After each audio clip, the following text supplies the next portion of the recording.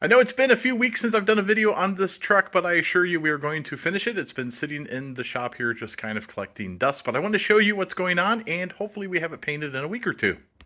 So right off the bat, you're going to notice that everything is primered, and that is because I sanded everything down. I didn't sand everything down to the bare metal, but I sanded everything down so that it was smooth.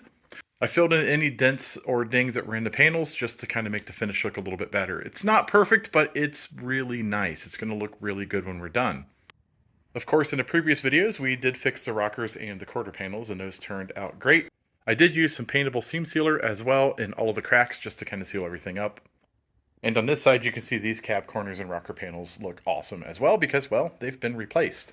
The window channel has been sanded down, all of the rust has been removed, and we have painted it. It is also ready for paint. Now what's going on back here is the F350s of this era have a rubber gasket on this back window. I peeled it back and put some air tubing underneath it, and I just took some paint that matches what I'm going to paint it with, and I shot underneath all around it. That way when you tape this off, if I miss anything, you're not going to see any gray paint. The truck used to be gray or silver before.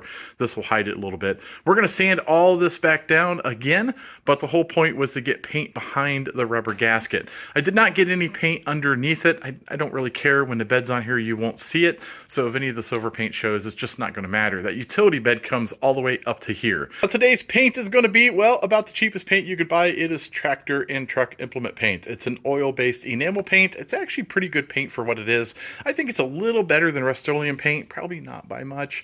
We're going to add a hardener into it, which is going to help a little bit, and we're obviously going to reduce it because we're going to put it in our spray gun. I did buy a bottle of mineral spirits to keep my spray gun clean, and I think things are going to go pretty well.